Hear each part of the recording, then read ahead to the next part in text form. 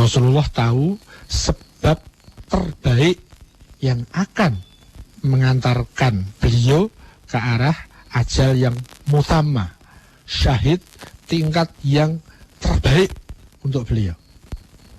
Demikian juga utusan-utusan Tuhan yang lain pasti tahu itu.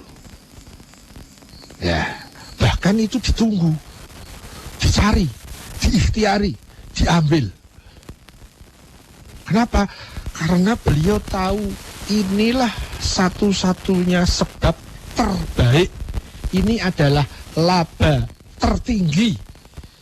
Tidak mungkin itu tidak diambil. Tidak mungkin itu tidak dicari. Tidak mungkin itu tidak diikhtiari. Ya. Kalau kita kan hanya tahu yang globalnya. Yang terbaik mana? Ya tidak tahu. Apakah yang terbaik itu matinya di atas tempat tidur? Apakah matinya itu di jalan raya? Atau matinya itu dibunuh orang? Kan nggak ngerti. Mana yang terbaik untuk kesyahidan saya? Kita hanya bisa tahu, kita jaga. Tujuannya harus selalu terjaga setiap saat. Niatnya harus selalu waspada setiap saat.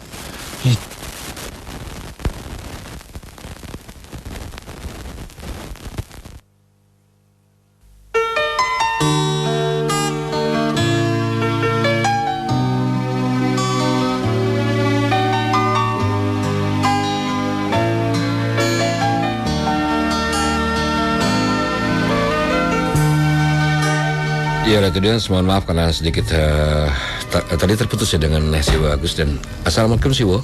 Waalaikumsalam, iya, Mas Sam. Tadi terputus Siwo. Berarti waktu sudah habis Siwo. Gimana? Apa kita lanjut di sesi berikutnya? Kan yang keempat belum. Yang keempat silakan. Silakan. Iya. Jadi Rasulullah tahu kapan meninggalnya.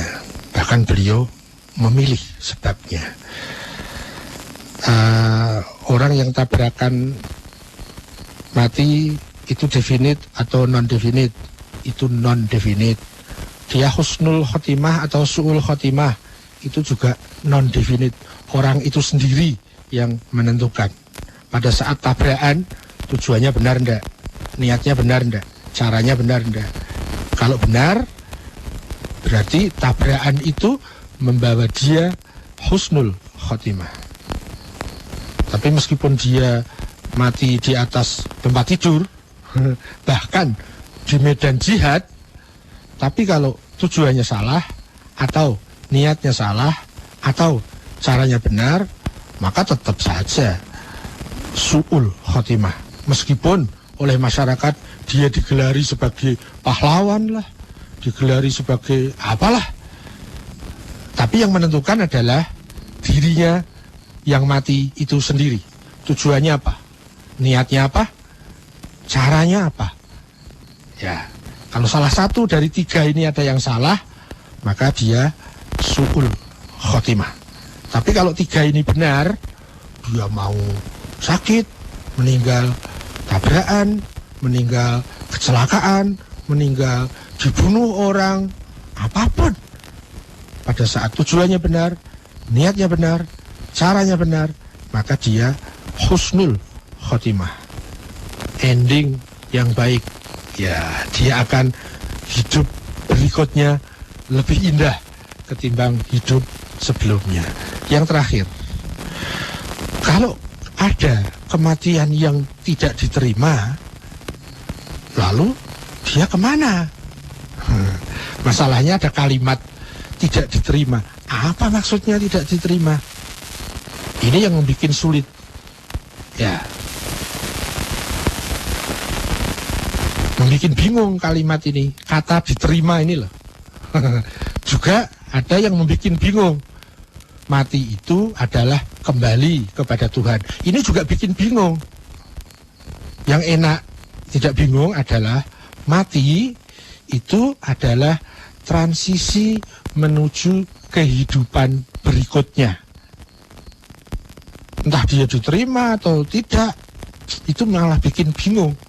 Entah dia kembali atau tidak, itu malah bikin bingung. Tapi begini, setiap kita melalui proses apapun, termasuk mati, itu baik atau buruk, itu lebih enak. Jadi matinya seseorang ini baik apa buruk, itu lebih tidak membingungkan. Tapi kalau diterima atau tidak, kembali atau bukan, itu yang bikin rumit. Yang simpel begini, kalau kematian seseorang itu husnul khotimah, dia akan lebih dekat kepada Tuhan. Kalau matinya su'ul khotimah, dia akan menjauh dari Tuhan. Tidak usah pakai kata diterima atau tidak usah pakai kata kembali atau tidak. Ya, itu bikin bingung. Yang lebih enak begini, matinya baik apa buruk? Kalau baik, mendekat kepada Tuhan. Kalau buruk, menjauh kepada Tuhan. Mendekat kepada Tuhan adalah mendekati sumber kebahagiaan, sumber masa depan. Kalau menjauh dari Tuhan, berarti menjauhi sumber kebahagiaan, berarti menjauhi sumber sukses masa depan. Itu lebih enak. Ya, sehingga tidak ada kalimat berikutnya, kalau dia tidak diterima, terus kemana? Nah kan, tambah repot toh. Yang enak begini, semua orang yang mati pasti ke alam berikutnya. Entah baik, entah buruk, tapi pasti dia menuju alam kemudian. Entah di alam itu dia lebih dekat kepada Tuhan atau lebih jauh kepada Tuhan, itu urusan masing-masing dia. Ya, tapi kalau pakai istilah diterima, kembali, itu yang bikin kita ruwet, pemahaman kita menjadi kabur. Kira-kira begitu, dan waktunya sudah habis. Saya mau bubuk dulu. Baik, Siwo. Nanti saya bangunkan Siwo ya. Yo. Oke, silakan Siwo. Istirahat, kita beri dulu saat Siwo ya. Yuk. Monggo Siwo. Assalamualaikum. Iya, dan tadi nanti kita akan kembali sharing bersama Siwo Agus Hidayat dalam masih dalam berproses menuju kesejatian diri. Jadi di sesi kedua nanti saya akan coba terima 2 SMS dan 1 penelpon ya. Seperti biasa di 0818801058 itu untuk SMS, dan di telepon di 0213983596. Hanya 1 penelpon ya. Baik, sebelum kita lanjut di sesi kedua atau sesi berikutnya, kita dengar dulu yang berikut ini. In 2030, live and exclusive from the 25th floor of Wisma Nusantara Thamrin, this is the Sound of Family. Light FM, part of Ramako Group, Mustang FM, Kiss FM, Zoo FM, and Batam FM. The Sound of Family. Or about Light FM, just click www.lightfmjakarta.com. Be part of our family. Just follow our Twitter at LITEFM 105. This is the Sound of Family. 105.8 Light FM. Stay close to your family. Mengasuh anak seperti sedang perang. Ada banyak teriakan, suara tangisan, jeritan, dan suara-suara heboh lainnya. Terkadang Anda juga perlu untuk menyusun sebuah strategi untuk membujuk anak Anda untuk mau makan, untuk belajar, untuk merapikan mainannya yang berantakan semua, ataupun untuk sekedar merayunya mau mandi. Ya, persis seperti perang. Pernahkah Anda mengalami kejadian-kejadian seperti itu? Tahukah Anda bahwa Anda tidak perlu berguru sampai ke negeri Cina untuk mendapatkan 2 jurus jitu menghadapi kejadian tersebut? Yang pertama adalah berikanlah cinta tanpa syarat, yang artinya tanpa menimbang-nimbang, jika saya memberi ini maka harusnya dia seperti itu. Yang kedua adalah keahlian untuk menetralkan atau melepaskan emosi negatif yang terjadi pada diri kita sebagai orang tua, dan juga yang terjadi pada anak kita. Sebagian besar orang sebelum menjadi orang tua sudah memiliki tumpukan emosi negatif dalam dirinya, seperti perasaan kecewa, perasaan tidak berdaya, rendah diri, perasaan benci, jengkel, atau kemarahan-kemarahan pada orang tua ataupun pada orang yang lain. Pada saat kita menjadi orang tua, seringkali tumpukan emosi negatif ini terpicu kembali saat dihadapkan pada kondisi tertentu dengan anak kita. Dan tanpa kita sadari, kita melampiaskan emosi yang sudah ada dalam diri kita kepada anak kita atau mungkin kepada pasangan kita. Saya Ari Sandi, The Peak Performance Coach dari arisandi.com untuk Light FM. Salam hebat untuk Anda. Anda masih mendengarkan Berproses Menuju Kesejatian Diri bersama Siwo Agus Hidayat.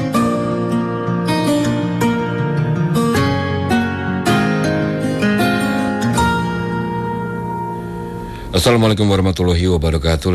Kita kembali dalam acara Berproses Menuju Kesejatian Diri. Dan ya, Assalamualaikum Siwo. Waalaikumsalam. Kita terima satu penelpon Siwo ya, dan 2 SMS ya. Oke, silakan dari telepon dulu, silakan di 021398350906 bisa Anda pergunakan. Assalamualaikum. Waalaikumsalam. Iya, dengan siapa ini? Dengan Doni. Dengan siapa? Dengan Doni. Doni Tangerang tadi ya? Bukan di Bekasi. Oke, Doni Bekasi, silakan. Ini saya pernah dengar tentang sharing Siwo ya. Itu bahwa ada yang mewarisi tentang Nabi Muhammad lah, pengetahuannya tentang seluruh pengetahuannya tentang Islam lah, tentang Al-Quran gitu. Nah, menurut Siwo kan kalau nggak salah tangkep, pribadi itu ada sampai saat ini gitu. Itu untuk saat ini siapa gitu? Saya jadi bingung gitu. Terus kan kita, kata Siwo kan, untuk mengakses Islam kan itu Nabi Muhammad. Nah, setelah Nabi Muhammad kan ada orang-orang di bawahnya gitu untuk mengakses agama Islam tersebut gitu. Jadi pertanyaan saya ya, siapa itu yang disebut, siapa personilnya untuk person yang mewarisi figur Nabi Muhammad saat ini gitu. Untuk saat ini gitu ya. Iya. Oke, baik, makasih Mas Doni. Terima kasih. Ya, Assalamualaikum. Baik Siwo, itu yang pertanyaan dari SMS ya Siwo ya. Dari telepon ya, Mas Doni Bekasi, terima kasih. Dan yang kedua melalui SMS di 0818801058. Ini yang pertama dari dari Sony di Cempaka Putih. Assalamualaikum Siwo. Waalaikumsalam. Siwo, mengapa Allah Subhanahu wa Ta'ala menurunkan kitab yang sempurna melalui 4 tahap? Yang pertama Zabur, Taurat, Injil, dan juga Al-Quran. Kok seperti pengarang yang menulis buku melakukan koreksi sampai edisi keempat? Bukankah Allah itu maha sempurna? Bisa ditangkap Siwo? Ya. Oke. Kemudian yang kedua dari Ebeng di Jakarta Timur. Assalamualaikum Siwo. Sebentar. Dari Ebeng di Jakarta Timur. Ebeng. Ya, Assalamualaikum Siwo. Waalaikumsalam. Serinya adalah kalau kita membaca kisah-kisah umat terdahulu, misalnya umat Nabi Musa, umat Nabi Lut, di mana bila umat itu membangkang kepada nabinya, maka Allah segera memberikan peringatan atau mengazab dalam tanda kutip. Sedangkan umat Nabi Muhammad seperti kita sekarang ini, itu tidak. Apakah ini dikarenakan Nabi Muhammad SAW itu Nabi yang rahmatan bagi sekalian alam? Dan di mana ada redaksi ayat yang mengatakan, sesungguhnya tidak aku ciptakan engkau ya Muhammad, melainkan untuk rahmat bagi sekalian alam. Demikian, terima kasih. Bisa dipahami sih Bu ya? Apa saya ulangi lagi? Bisa. Oke, baik. Cukup apa tambah lagi? Kita lihat waktu saya sih Bu ya. Kalau memang masih ada waktu, kita tambah lagi. Silakan sih Bu. Oke.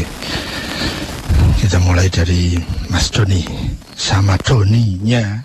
Tapi itu yang awal tadi Tangerang, yang ini Bekasi.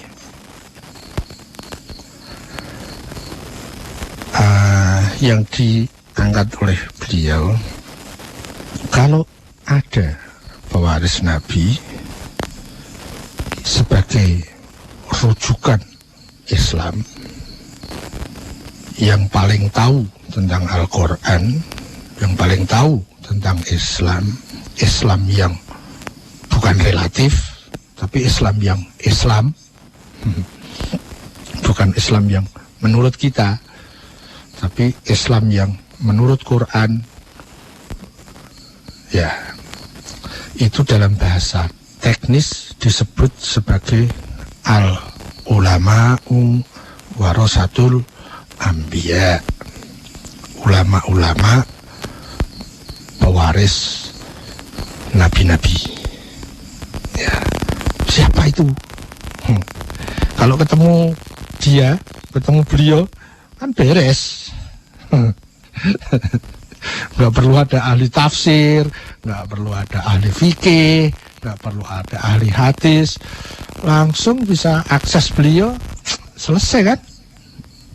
Meskipun pemahaman yang kita tangkap dari penjelasan beliau pun tentu tetap sekapasitas kita.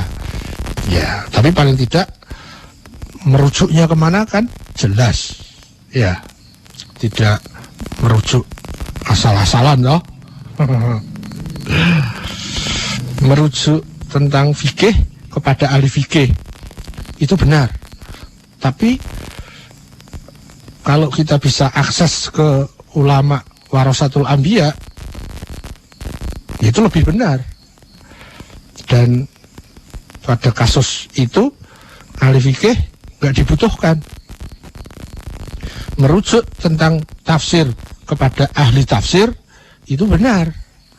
Tapi pada saat seseorang bisa ketemu Rasul, ya nggak butuh ahli tafsir tadi, karena rujukannya bisa kita akses. Iya. Ya, pertanyaannya kemudian, siapa beliau itu sekarang ini? Ya, gini Mas Doni, saya hanya tahu globalnya saja. Untuk detailnya itu apa ya? Enggak detailnya ya, globalnya saja. Begini, yang disebut ulama warasatul anbiya, yaitu para penerus tugas Nabi Muhammad sallallahu alaihi wasallam. Salamun alaihim.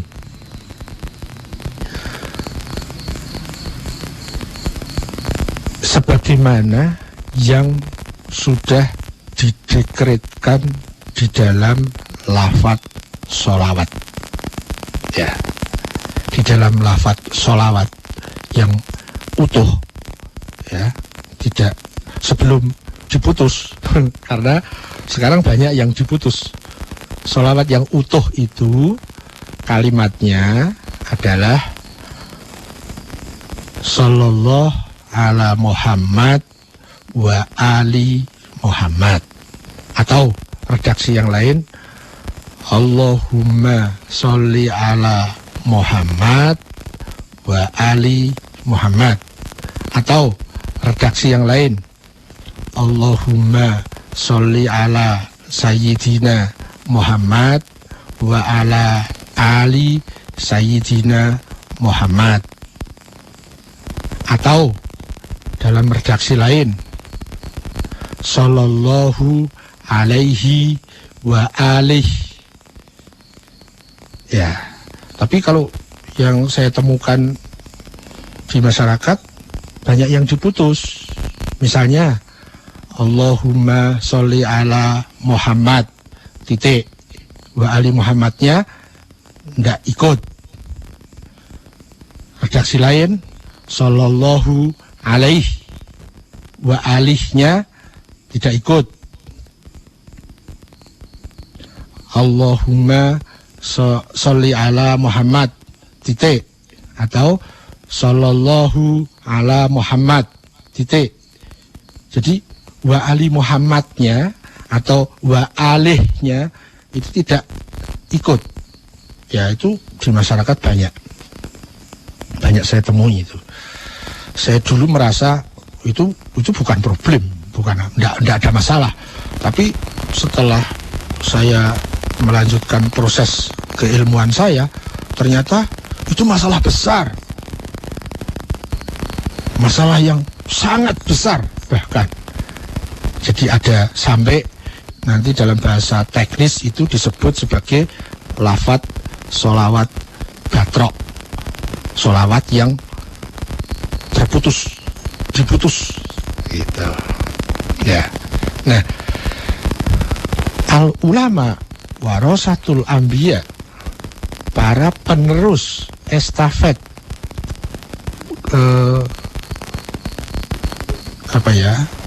estafet dari tugas Muhammad, ya Ali Muhammad itu. Muhammad dan Ali Muhammad adalah figur-figur para pribadi agung yang menduduki makom sholawat. Siapakah? Muhammad. Setelah itu siapa? Ali Muhammad. Ya. Nah, Ali Muhammad itu sendiri definisinya yang saya dapati di kitab-kitab bahkan itu bermacam-macam. Siapa Ali Muhammad itu? Ya. Bahkan ada yang kocak, sedikit konyol, tidak paham tapi komentar. Kenapa bukan Abu Bakar Muhammad? Kenapa bukan Umar Muhammad? Kenapa bukan Utsman Muhammad? Kenapa bukan Muawiyah Muhammad? Kenapa mesti Ali Muhammad? Itu konyol betul itu. Pasti orangnya tidak paham. Tapi asik komentar. Pasti orangnya tidak paham. Saya jamin 100%. Kalau ada pertanyaan seperti itu, orangnya pasti tidak memahami masalahnya. Dan saya pernah bahkan sering mendapat pertanyaan seperti itu.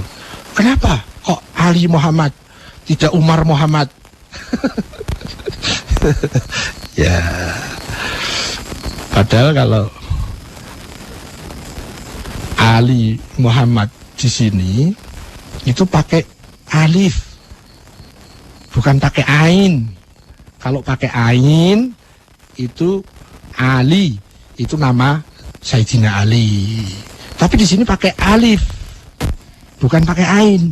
Jadi bukan nama orang, tetapi predikat person-person tertentu. Ya, jadi lucu kalau ada orang yang tanya, kenapa mesti Ali Muhammad? Kok berbau KKN sih? Kenapa mesti Ali, bukan Umar, misalnya begitu. Ya, begitulah. Nggak paham, komentar. Itulah akibatnya. Ali di sini bukan nama orang, tapi nanti dimaknakan sebagai keluarga suci Muhammad. Keluarga di sini juga bukan berbasis pada keturunan biologis, tetapi lebih berbasis kepada spiritual. Ya, seperti misalnya ada istilah anak Tuhan. Kalau dimaknakan biologis, ya saru banget no. Jadi Tuhan lucu toh punya anak. Ya, tapi kalau anak Tuhan dalam makna spiritual, yes. Ada anak Tuhan. Iya. Semua kekasih-kekasih Tuhan itu juga disebut anak Tuhan. Ya. Oh, anak Tuhan itu yang punya ibu, tidak punya bapak. Wah, kok apalagi itu? Ada kok yang tidak punya bapak dan tidak punya ibu. Ada kok. Nabi Adam. Ya. Kalau anak Tuhan itu hanya yang tidak punya bapak. Wah, tergesa-gesa tuh. Ya, karena nanti semua para kekasih Tuhan, para wakil Tuhan, semuanya adalah anak Tuhan. Tapi bukan dalam makna biologis, tapi itu dalam makna hierarki spiritual. Ya, nah ini juga Ali Muhammad. Ada juga nanti ada Ali Ibrahim, pakai alif, bukan pakai ain. Ya, sehingga tidak perlu dibandingkan dengan kenapa bukan Abu Bakar Muhammad, kenapa bukan Umar Muhammad.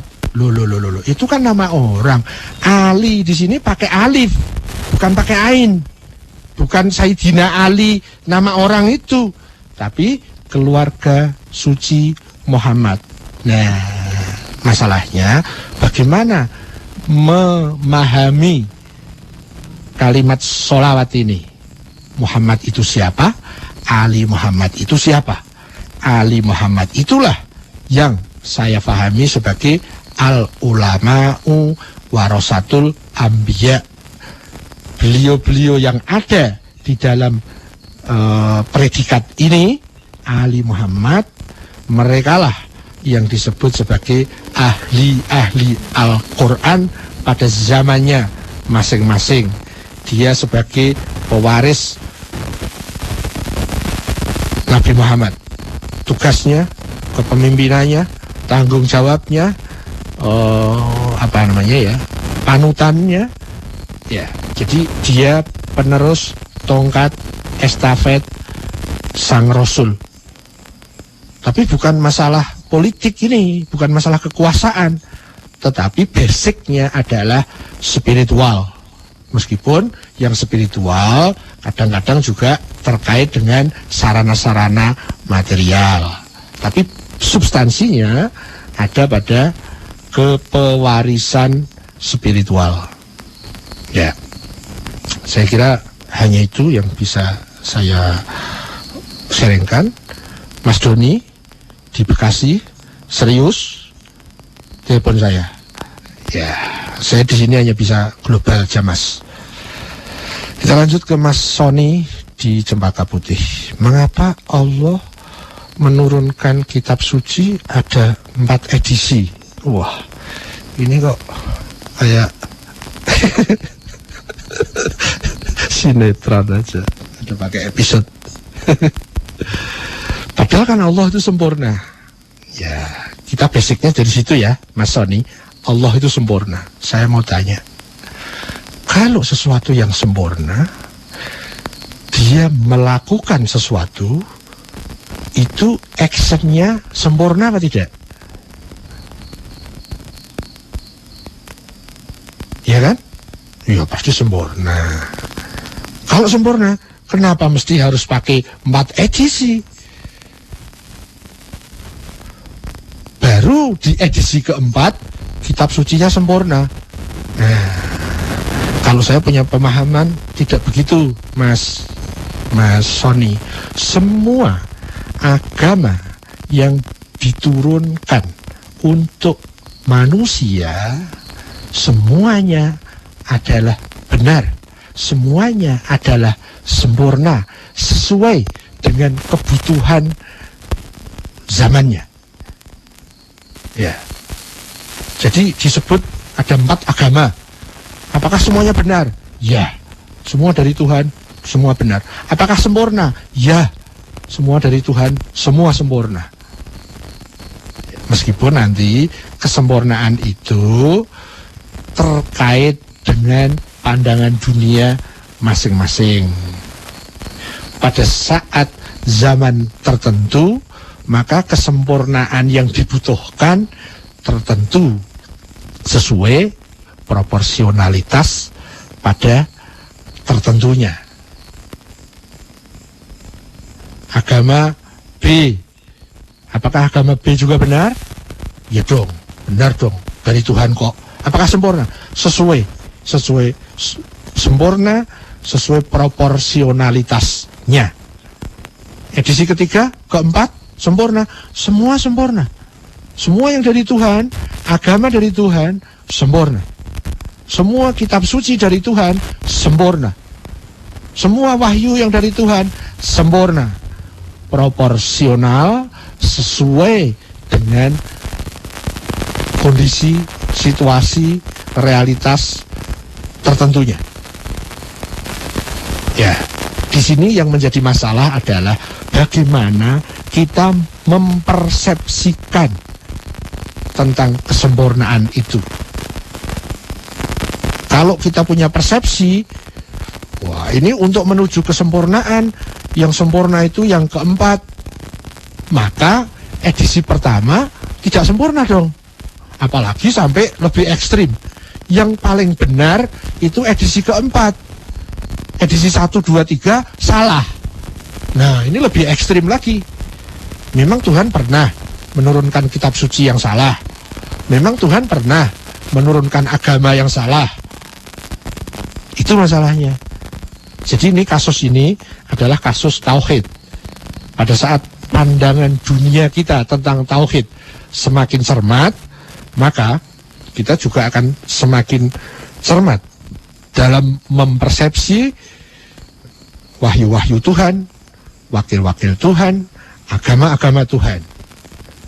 Tapi kalau kita meleset dalam tauhid, apalagi berubah ke bentuk egoisme, fanatisme, yang benar hanya agama saya, selain agama saya salah. Dan itu hanya sekedar akuan-akuan komunitas, akuan-akuan merek, akuan-akuan identitas, akuan-akuan formal. Itu yang mengerikan. Sehingga bahkan kita menyalahkan nabi-nabi sebelumnya. Kita menyalahkan kitab suci sebelumnya. Kita menyalahkan agama-agama sebelumnya. Memang agama itu dari siapa? Kok kita salahkan? Yang benar hanya ini, selain ini salah. Egois banget. Ya, gitulah. Jadi ada yang lebih ekstrim ketimbang kalimat yang disampaikan oleh Mas Sony. Jadi yang menjadi masalah adalah bagaimana kita mempersepsi tentang kesempurnaan Tuhan. Gitu Mas Sony. Anda tertarik untuk lanjut? Hubungi HPFM di jam besuk. Terakhir, Mas Ebeng di Jakarta Timur. Umat terdahulu itu begitu melakukan kemaksiatan langsung dihukum. Kenapa umat sekarang tidak? Terus yang terakhir, minta di mana letak adanya redaksi yang mengatakan bahwa wahai wama arsalnaka illa rahmatan lil alamin. Di manakah posisi redaksi ayat itu? Ya, kayaknya saya lupa. Tapi coba, siapa tahu nanti ada ingatan yang masuk. Begini, yang saya tahu begini Mas.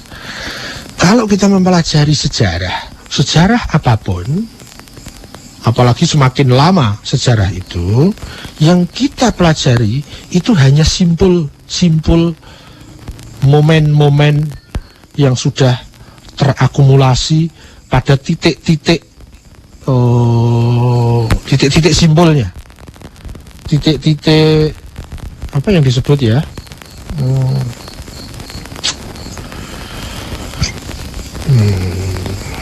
Ya titik simbol aja deh.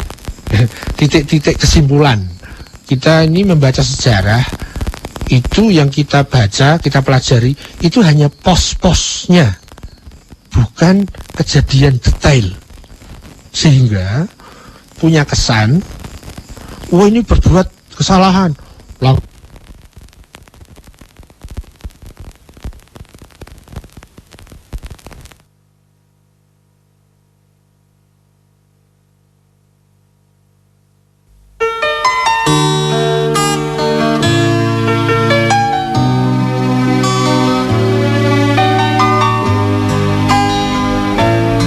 Ya, assalamualaikum Siwo. Waalaikumsalam. Silakan dilanjut Siwo. Kayaknya tanda waktu habis, putus, gitu ya?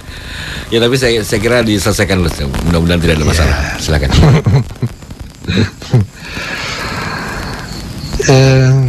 Yang saya tangkap ya, kalau kita belajar sejarah, yang kita lihat itu, yang kita pelajari, kita pahami sesuai data yang ada di dalam sejarah itu selalu simbol-simbolnya, sehingga seakan-akan kejadian kesalahannya di tahun 100 dihukumnya di tahun 200 misalnya, tapi seakan-akan waktu itu singkat kalau dalam sejarah. Kenapa? Ya karena rentetannya tidak detail. Rentetannya hanya diambil momen-momen besarnya saja. Itulah kira-kira. Sehingga terkesan kalau dulu punya kesalahan langsung dihukum. Kalau sekarang enggak. Menurut yang saya tangkap, yang saya tahu, enggak begitu. Hukum sebab akibat itu berlaku universal. Dari dulu sampai sekarang tidak pernah berubah. Siapa yang mengambil sebab pasti diikuti oleh akibatnya. Orang dulu, orang sekarang, orang baik, orang buruk, semua ada di dalam kemasan sistem hukum sunatullah sebab akibat itu. Ya kalau memang sebabnya itu, akibatnya itu. Kalau sebabnya ini, akibatnya ya begini. Entah diambil orang dulu atau orang sekarang, ya sama saja. Dan hukum sebab musabab itu konsisten, disiplin, tidak pernah berubah. Ya, dengan alasan itulah maka dalam mempelajari sejarah saya harus hati-hati, karena kita bisa terjebak karena hanya simbol-simbolnya itu. Ya, contoh kecil begini. Waktu saya mengikuti masa yang namanya awal dari reformasi, terjadi centang perenang di mana-mana. Pada saat itu, dari detik ke detik saya mengikuti, karena saya hidup di situ, saya merasa kebingungan. Ini sebetulnya siapa yang salah, siapa yang benar, ruwet. Ya, posisi Pak Habibie di mana, posisi Pak Wiranto di mana, posisi yang lain di mana, itu nggak jelas. Tetapi anak-anak saya yang membaca sudah menjadi sejarah, itu jelas banget. Di masa reformasi itu yang salah itu ini loh. Yang kelompok ini ngegrupnya ke sini loh. Yang ini ke sini loh. Para reformis itu ini. Jelas banget. Kenapa? Sudah simbol-simbolnya. Namun jangan lupa, tergantung yang menulis sejarah itu siapa. Karena simbol-simbolnya itu ditentukan oleh yang menulis sejarah itu. Kalau yang menulis sejarah punya kepentingan, simbol A bisa dirubah jadi simbol B. Gitu kan? Ya, saya punya contoh lain. Pada kasus G30S PKI, itu saya tidak ada di alam itu. Waktu saya mempelajari di sekolahan lewat buku sejarah, itu jelas sekali. Oh, begini ceritanya. Yang benar ini, yang salah ini kelompoknya ini kelompoknya itu. Jelas banget. Karena hanya membaca simbol-simbolnya. Saya tanya kepada bapak saya, yang beliau hidup di zaman itu. Sama seperti yang saya alami tadi. Karena mengikuti jam per jam, dari hari ke hari, tidak semudah itu, tidak sejelas itu. Ya, setelah disimbolkan dalam buku sejarah, menjadi kelihatannya sejelas itu, gitu kan. Tapi sangat tergantung kepada yang menulis sejarah, yang membuat simbol-simbol itu siapa. Itu problem dalam sejarah. Itulah, Mas. Ya, tetapi begini, yang lebih enak, yang namanya hukum sebab akibat itu berlaku di mana saja sama. Dulu, sekarang, nanti, hukum sebab akibat itu konsisten, presisi, tidak pernah berubah, tidak disiplin. Ya, gitulah. Jadi meskipun dulu, sekarang kalau mengambil sebabnya itu, ya kejadiannya begitu. Entah dulu, entah sekarang. Kalau seseorang mengambil dosa ini, ya sebabnya begini. Entah dulu, entah sekarang. Sama. Oh, itu sunatullah, sifatnya universal dan berlaku tanpa pandang bulu, tidak tebang pilih, dan seterusnya.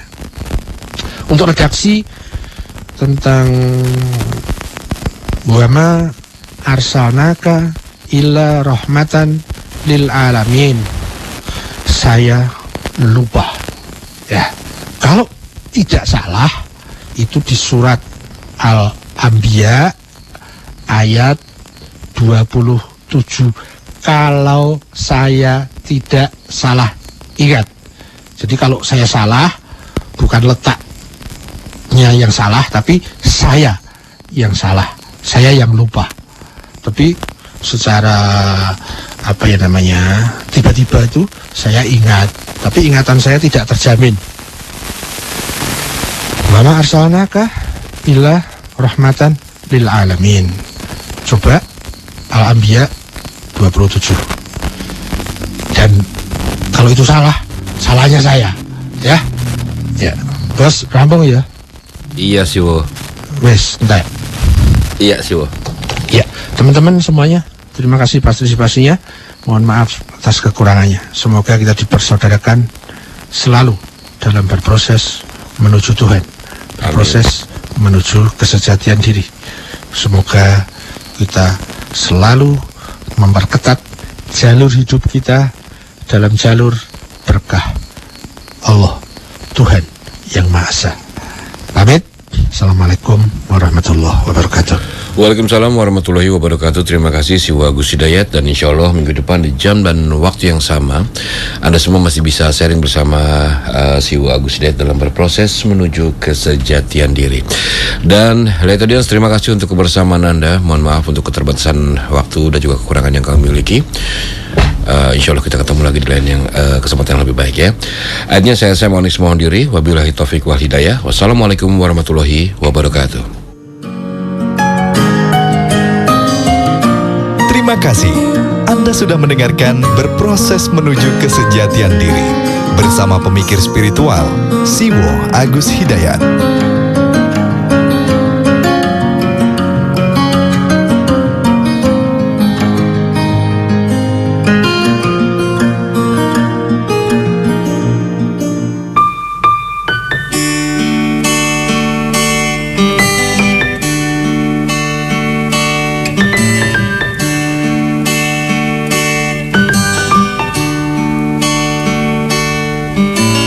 Perjalanan ini terasa sangat menyedihkan.